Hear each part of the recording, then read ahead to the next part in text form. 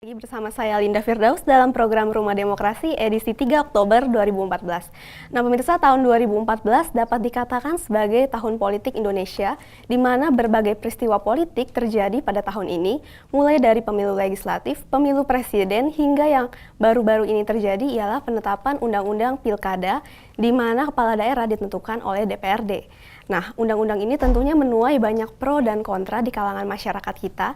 Dan pada saat ini, Presiden menandatangani 2 peraturan pemerintah pengganti undang-undang untuk menganulir atau menghapus pemilihan kepala daerah secara langsung.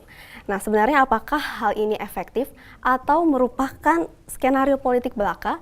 Nah, kita akan membahasnya hari ini bersama narasumber kita dari The Indonesian Institute, Mas Asrul Ibrahim Nur. Halo Mas, apa kabar? Halo. Nah, sebenarnya menurut Mas sebagai seorang pengamat politik, sebenarnya Perpu itu sendiri apa sih, Mas? Ya, secara singkat, Perpu itu adalah undang-undang darurat. Jadi saat ada keadaan genting, saat ada keadaan darurat, di situ ada hak subjektif dari Presiden untuk menerbitkan atau membuat sebuah peraturan pemerintah pengganti undang-undang. Jadi singkatnya, undang-undang atau peraturan pemerintah yang dibuat sebagai pengganti undang-undang akibat adanya keadaan darurat atau genting.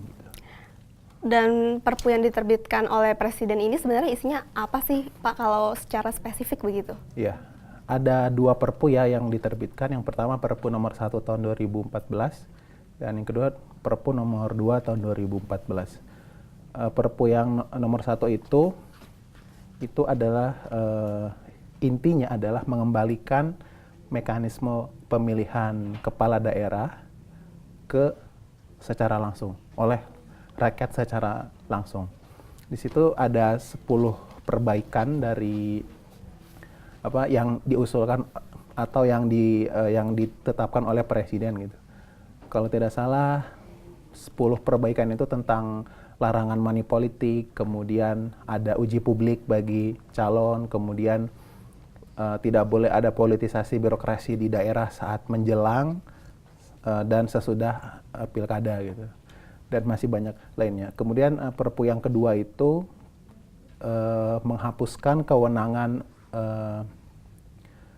DPRD dalam UU Pemda yang baru mengenai bahwa DPRD memiliki kewenangan untuk memilih kepala daerah. Jadi ada 2 Perpu itu. Sebenarnya apakah dapat dikatakan bahwa situasi politik yang kita hadapi sekarang ini dalam keadaan darurat? Karena tadi Mas sendiri mengatakan bahwa Perpu itu hanya dapat dibuat ketika negara sedang dalam keadaan genting atau darurat. Ya, yang pertama itu hak subjektif dari Presiden ya. Sekali lagi penerbitan Perpu itu adalah hak subjektif dari kepala negara. Berarti sampai sekarang secara hukum belum ada definisinya? Sudah. Jadi gini, yang dimaksud darurat oleh Presiden itu adalah darurat demokrasi, darurat bahwa yang kita mulai dari 2004 sampai 2014 hampir 1 dekade itu memilih kepala daerah secara langsung, rakyat langsung. Kemudian seketika itu dikembalikan kepada DPRD. Menurut Presiden itu bisa dibilang darurat gitu, darurat, genting, dan hadirnya 2 Perpu itu adalah sebagai penyelamat ya, sebagai jalan keluar dari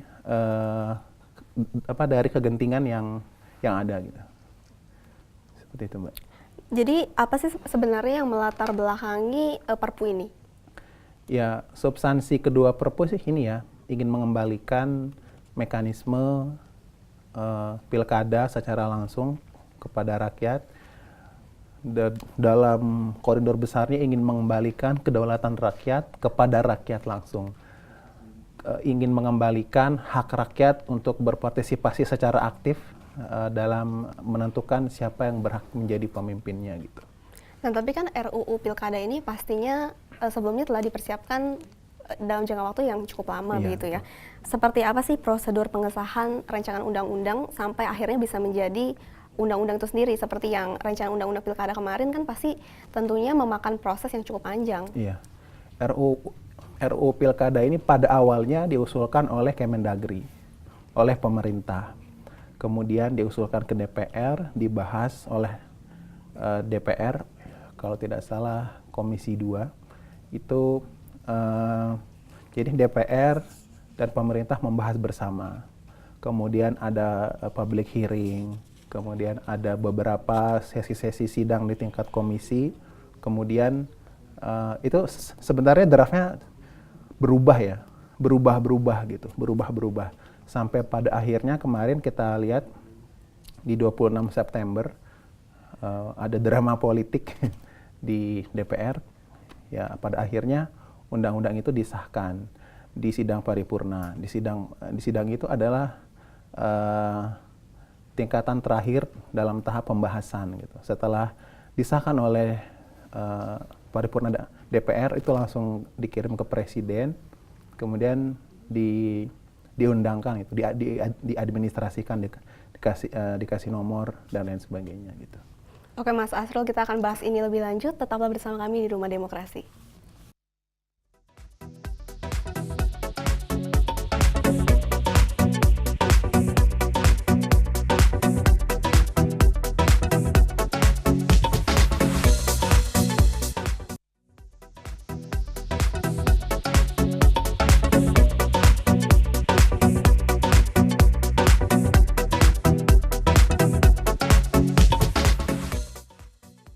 Anda masih bersama kami di Rumah Demokrasi.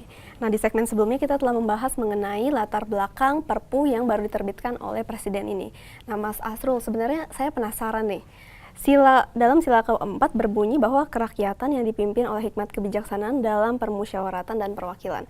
Nah, apakah sebenarnya dengan adanya RUU Pilkada ini, maksud saya Undang-Undang Pilkada ini karena sudah sah gitu ya, apakah ini sebenarnya merupakan pelanggaran secara tidak langsung terhadap sila keempat dari Pancasila?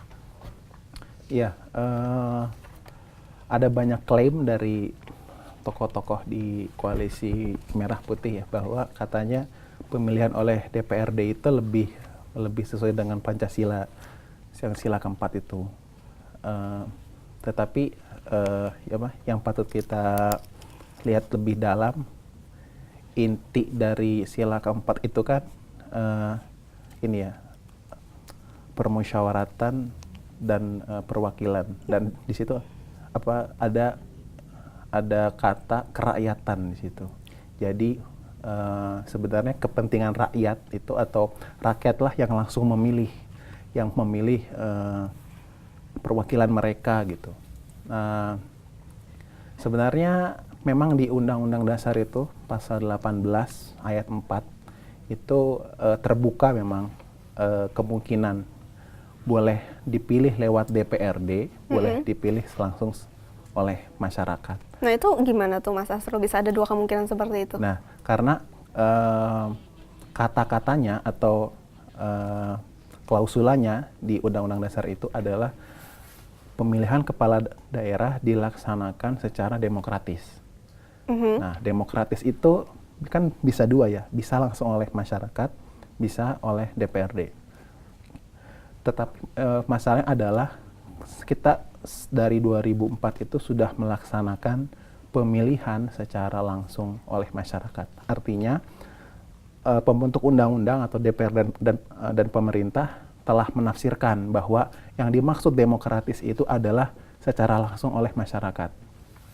Dan itu sudah dipraktekkan selama 1 dekade dari 2004 sampai 2014. Meskipun sebenarnya kita punya dua pilihan. Iya, dan selama 1 dekade itu sudah ada budaya demokrasi, sudah ada budaya hukum yang terbentuk gitu. Jadi masyarakat mulai cerdas dalam memilih gitu.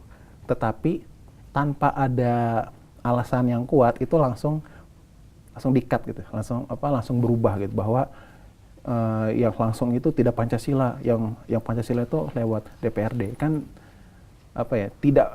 tidak boleh berubah itu karena karena alasan yang simpel gitu. Karena di awal tahun 2014 saat RUU Pilkada itu masih dibahas, tidak ada satu partai pun yang ingin Pilkada itu oleh DPRD.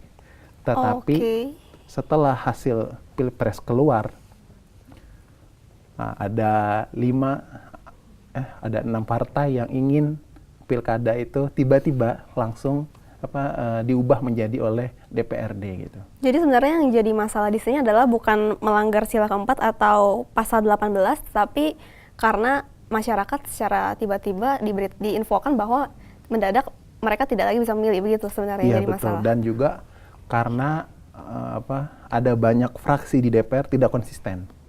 Oke, itu seperti apa, Mas? Iya, jadi pada awal 2014 itu hampir sikap partai itu menolak pilkada lewat DPRD karena dianggap tidak demokratis dan lain sebagainya gitu.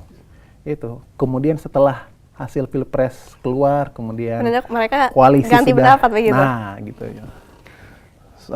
Koalisi sudah terbentuk dua kubu, tiba-tiba tiba-tiba semua partai yang tergabung dalam koalisi merah putih ingin pilkada lewat DPRD. Itu ada unsur tidak konsisten ya, inkonsistensi sikap mereka gitu. Padahal seharusnya konsisten dong. Kalau dari awal menolak ya menolak, jangan tiba-tiba Ganti ya, di kubu last begitu minute, istilahnya. tiba-tiba malah mendukung gitu. Nah, tapi Mas Asrul sejak ini disidangkan sejak pertama sekali kan rakyat sudah protes, sebenarnya tidak setuju. Tapi kenapa sih pada akhirnya sidang ini tetap diteruskan bahkan sampai disahkan? Ya, mungkin kalau kita lihat di TV pas tanggal 26 September itu kan semacam drama gitu ya. Saat mau di voting tiba-tiba ada konstelasi, kemudian ada fraksi yang out gitu, yang walk out gitu. Nah itu sebenarnya sangat disayangkan juga ya, karena kan ini masalah yang cukup substansial nih kan, memilih kepala daerah gitu. Entah kenapa meskipun ada penolakan itu, tetapi banyak anggota DPR yang mengabaikan aspirasi itu gitu. Jadi ya bisa saja itu memang sudah kesepakatan dan kemauan politik mereka gitu. Oke Mas, kita ada VT mengenai pidato SBY terkait dengan dikeluarkannya Perpu. Mungkin boleh ditayangkan?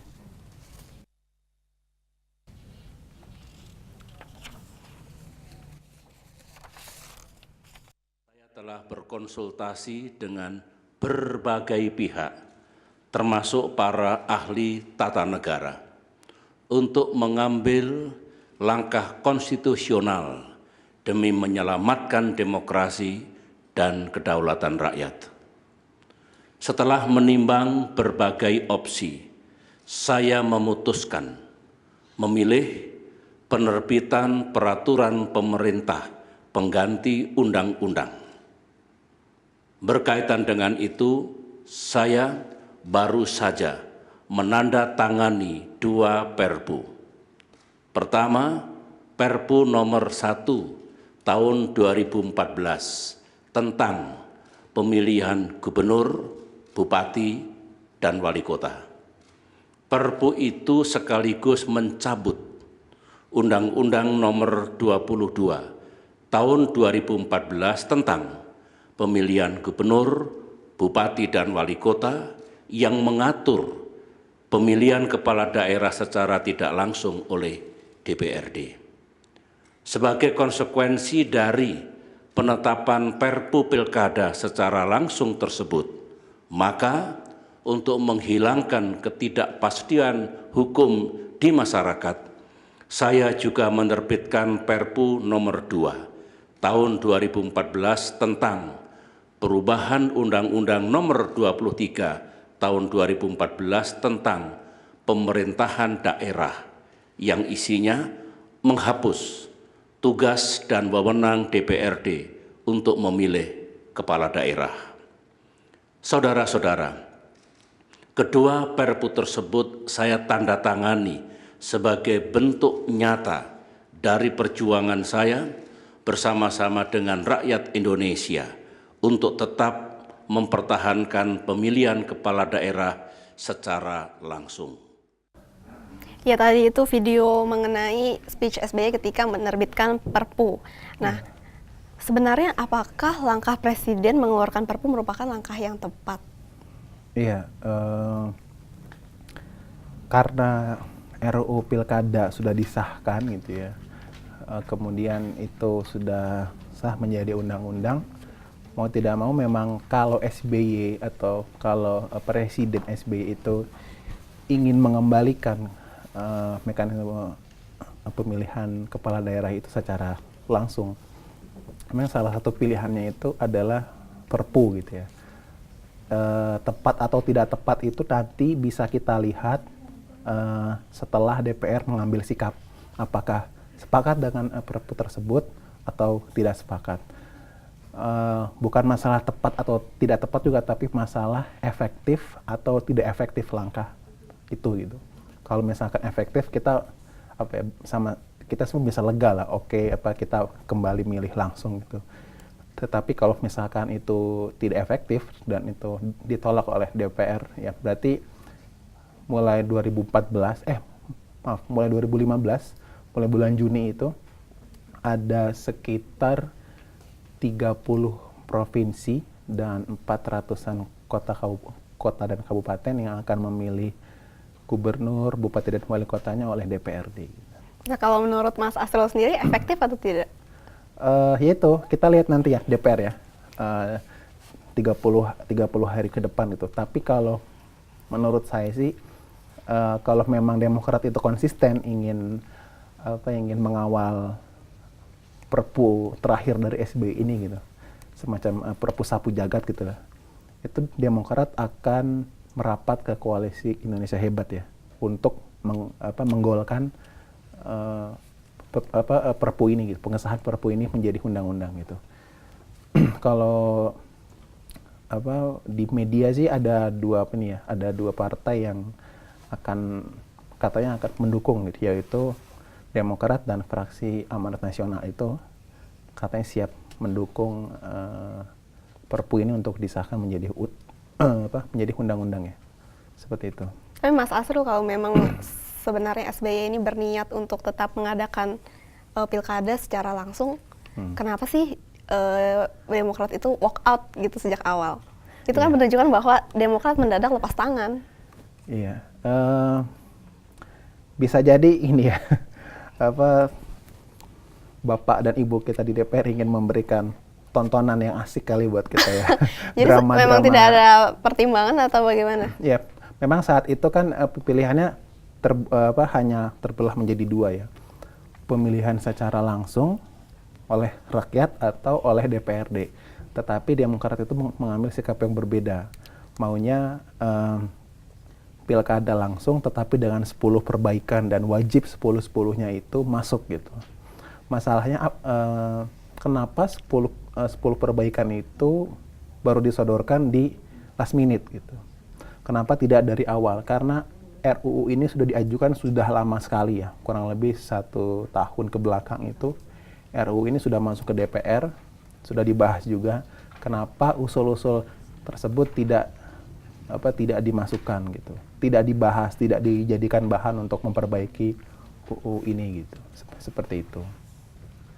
Lalu ada juga yang bilang seperti ini, Mas Asrul, kalau seandainya SBY memang sejak awal mendukung pilkada secara langsung, mengapa tidak dibatalkan saja rancangan undang-undang ini sebelum paripurna? Kenapa harus sekarang baru dia menerbitkan Perpu dan lain sebagainya? Itu kan istilahnya udah repot banget gitu loh. Kenapa nggak dari awal aja sih di-cut gitu? Ya, ini memang lucu ya, karena draft pertama RUU ini yang diberikan oleh Mendagri kepada DPR itu memang pilkada dilaksanakan secara tidak langsung, atau dalam kata lain pilkada dilakukan oleh DPRD. Kan kita berpikir lucu sekali gitu. Ide pertama pilkada lewat DPRD itulah datang dari Mendagri yang notabene adalah pembantu SBY. Dan semua partai menolak ide itu. Itu yang pertama.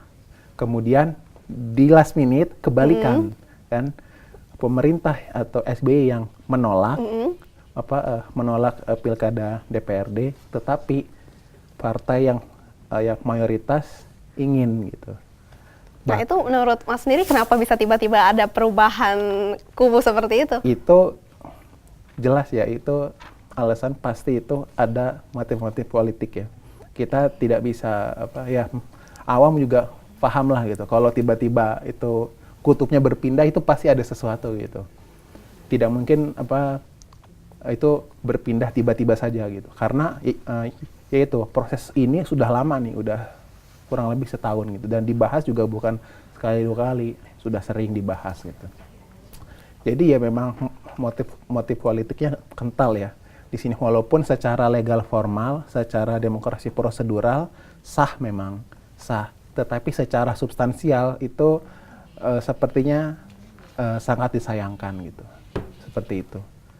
Oke pemirsa, kita harus jeda dulu sejenak, tetaplah bersama kami di Rumah Demokrasi.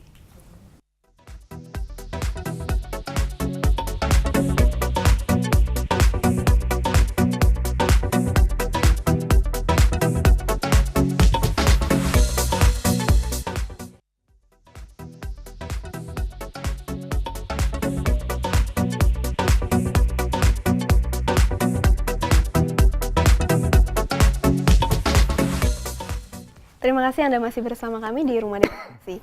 Nah pemirsa, sebelumnya kita sudah membahas mengenai kronologisnya, mulai dari rancangan undang-undang pilkada oleh DPRD hingga sekarang disahkan dan Presiden itu menerbitkan Perpu untuk menganulir undang-undang pilkada ini.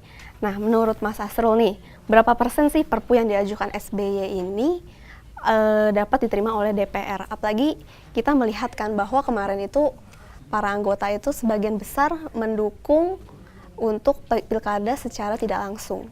Iya, kalau diminta berapa persen, saya tidak berani sebut angka ya. Mungkin 50-50 atau mungkin apa gitu ya. Tetapi sih saya optimis gitu. Jika SBY benar-benar ingin mengawal Perpu ini gitu, dia pasti akan menggerakkan fraksi Partai Demokrat ya untuk menggolkan Perpu ini gitu. Dan bisa juga kayak fraksi Amanat Nasional itu juga mendukung gitu, karena karena beberapa tokoh di PAN juga kan ini ya mendukung pilkada langsung ya, kayak seperti Wali Kota Bogor Bima Arya itu kan juga mendukung pilkada langsung gitu.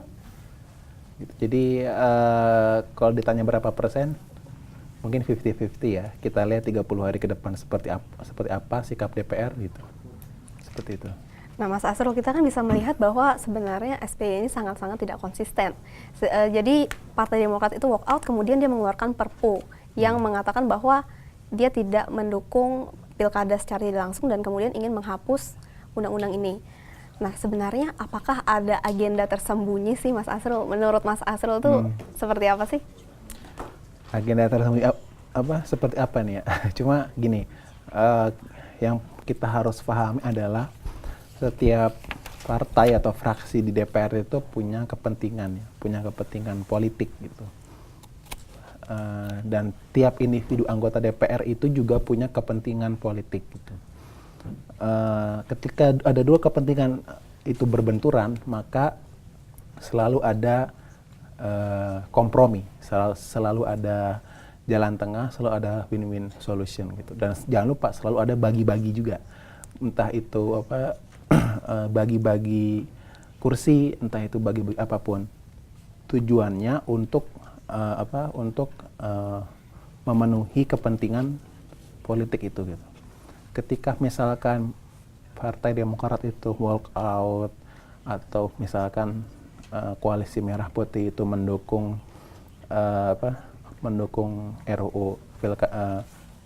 RUU Pilkada via DPRD, kemudian koalisi PD Perjuangan sebaliknya, itu masing-masing juga ada kepentingan politik gitu. Semua ada kepentingan politiknya.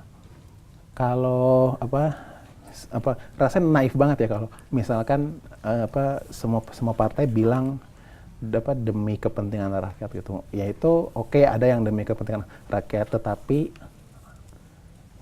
saat di ruang sidang itu kita dan apalagi ada lobby-lobby itu, lobby politik itu, ya itu sudah sangat jelas gitu kepentingan politik di situ bermain. Agendanya apa? agenda itu apa ya kita tidak bisa tahu secara detail gitu. Yang pasti unsur bagi-bagi kursi itu sangat terasa gitu. Jadi sebenarnya kalau SBY mencoba untuk mematahkan undang-undang pilkada, masyarakat ini kita tidak bisa memungkiri bahwa masyarakat itu sebenarnya skeptis gitu. Bahkan sejak awal masyarakat sudah mencela SBY lewat media sosial. Kita bisa lihat bahwa disahkannya undang-undang ini kemudian dianggap sebagai salah SBY. Nah, menurut Mas Asrul itu seperti apa? Iya, waktu itu hari apa ya, tanggal itu sekitar tanggal 26 itu ya, ada di Twitter. Ya, bahkan sampai jadi trending topik juga. Shame on USB itu sempat, dan itu bukan di Indonesia saja, tapi di seluruh dunia. Ya itu kan sebenarnya itu respon dari masyarakat, respon kekecewaan gitu, karena sesungguhnya SBY itu mampu untuk mencegah, mampu untuk sebenarnya kalau Demokrat tidak walk out itu RUU itu bisa tidak goal, tetapi sayangnya Demokrat malah walk out. Itu yang sangat disayangkan sebenarnya. Ya meskipun secara pribadi SBY itu mendukung RUU pilkada secara langsung, tetapi bisa diingat bahwa SBY itu punya beberapa kapasitas ya. Yang pertama, beliau kepala negara, kepala pemerintahan, tetapi beliau juga adalah pimpinan tertinggi di Partai Demokrat gitu. Jadi seharusnya bisa menggerakkan partai itu untuk tidak walk out gitu. Seperti itu. Apakah ada unsur pencitraan nih, Mas? Gaya komunikasi politik SBY sejak awal memang seperti itu gitu ya. Beliau secara tidak langsung menginginkan bahwa citranya bersih. Beliau ya bukan bersih juga, setidaknya positif di mata masyarakat dan di mata dunia gitu. Karena itu ya dari 2004 juga 2009 juga, karena faktor citra itulah SBY menang gitu. Karena faktor citra positif itu SBY mampu meraih suara terbanyak di antara kandidat presiden lainnya gitu. Apakah ini ada unsur koalisi merah putih begitu, Mas? Di mana di dalam keseluruhan peristiwa? Oh iya, itu ya jelas ya, karena partai yang tidak konsisten itu adanya di koalisi merah putih. Di awal tahun 2014 itu menolak pilkada lewat DPRD, tetapi malah justru sekarang mendukung pilkada lewat DPRD. Ada 5 partai plus Demokrat yang ada di koalisi merah putih itulah yang tidak konsisten gitu. Seharusnya kalau konsisten kita tidak akan melihat RUU ini disahkan gitu. Apa alasan utama dikeluarkannya Perpu untuk Undang-Undang Pilkada menurut Mas sendiri? Apakah karena memang ada tanggung jawab dari Presiden melihat respon dari masyarakat seperti itu, atau karena adanya desakan? Iya, seperti yang tadi video yang tadi yang kita lihat bersama, bahwa kata Presiden SBY, beliau bersama rakyat ya, ingin berjuang. Ingin berjuang mengembalikan kedaulatan rakyat. Gitu, yang langsung dilaksanakan oleh rakyat, karena pemilu itu instrumen demokrasi yang yang paling orisinil gitu. Yang kalau tidak ada pemilu maka di situ tidak ada demokrasi. Kalau rakyat tidak bisa langsung memilih pemimpinnya, tidak bisa memilih wakilnya, maka di situ tidak ada demokrasi gitu. Alasan SBY mengeluarkan Perpu ini ya jelas karena ada desakan, karena beliau harus mengambil jalan gitu, karena banyak masyarakat yang tidak menginginkan pilkada lewat DPRD. Ada berbagai saran kan tadi beliau sudah bilang, setelah berkonsul dengan pakar hukum gitu, ada beberapa saran. Nah, saran yang diambil adalah saran menerbitkan Perpu Pilkada. Jadi seperti itu. Oke Mas, kita akan bahas topik ini lebih lanjut, tapi pemirsa kita harus jeda dulu sejenak, tetaplah bersama kami di Rumah Demokrasi.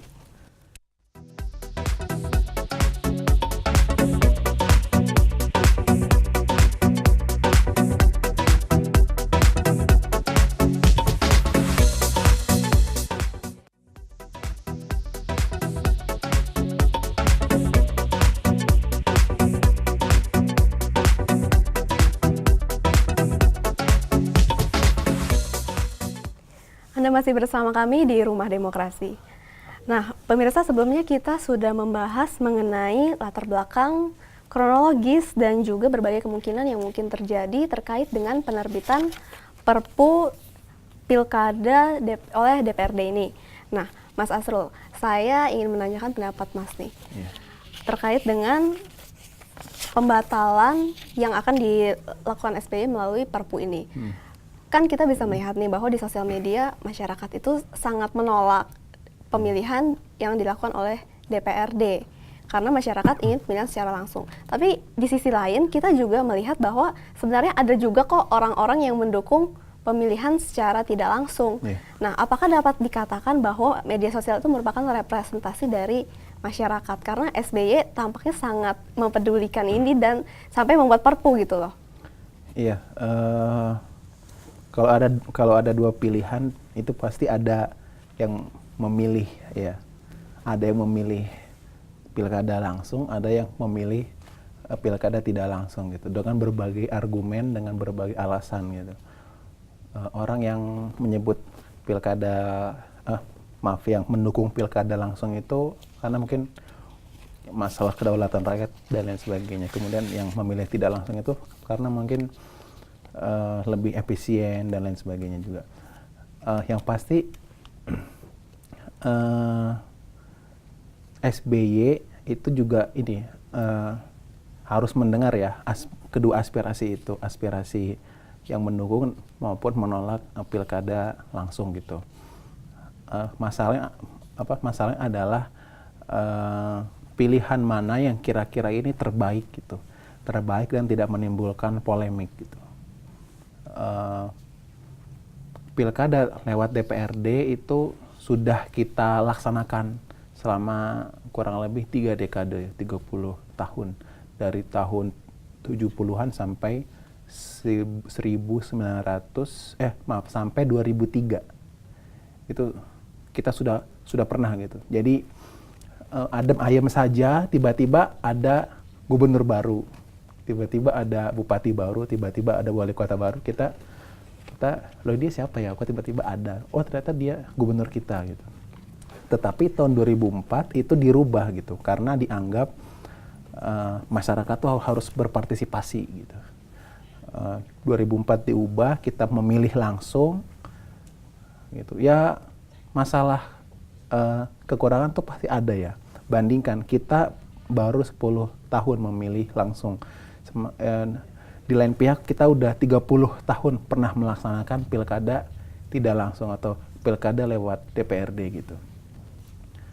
Kalau seandainya ini dianggap uji coba gitu, itu kan tidak adil ya. Misalkan yang DPRD 3 dekade, yang langsung 1 dekade gitu. Oke, yang langsung itu ada banyak konflik dan lain sebagainya gitu. Tapi bukan berarti itu harus dirubah lagi dan kita kembali ke masa lalu. Tidak kan? Kita harus memperbaiki gitu. Apa yang kurang ditambah, apa yang bagus dari pilkada langsung itu terus dijaga gitu.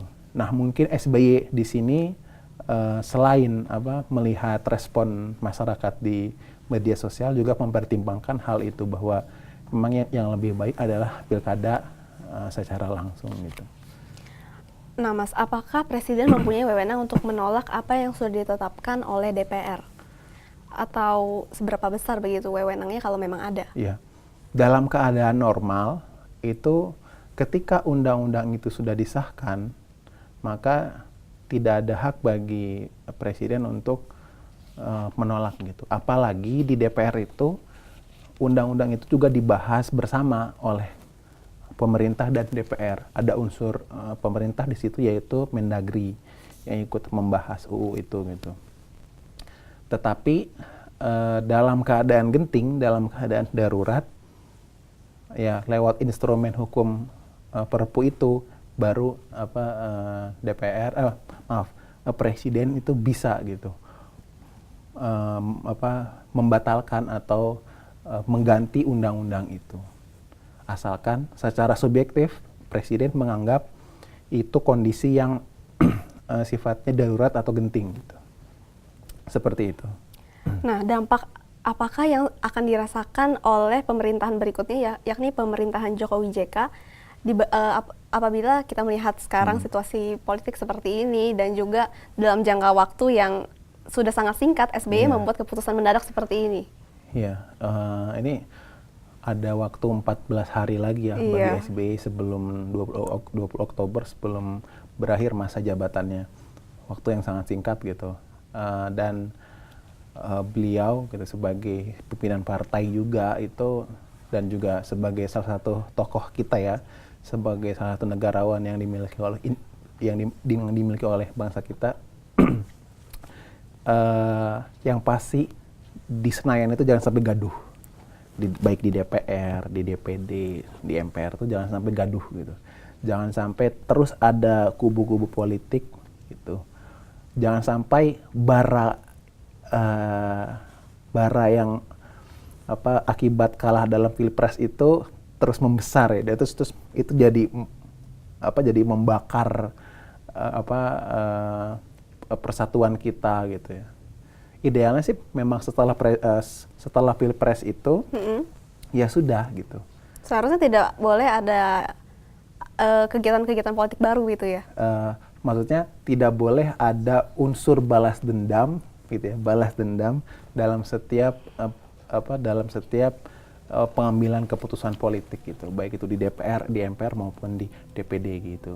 Masyarakat Indonesia sudah jelas ya memilih Jokowi dan JK sebagai presiden dan wakil presiden. Seharusnya bisa legowo gitu. Seharusnya Bapak dan Ibu kita di DPR bisa mencontohkan gitu. Kalaupun ingin menjadi oposisi, silahkan, tetapi jangan menjegal. Jadi Mas melihatnya ini sebagai oposisi begitu? Jelas, koalisi merah putih itu kan mendudukan diri sebagai oposisi ya. Apa artinya berlawanan dengan Jokowi JK gitu.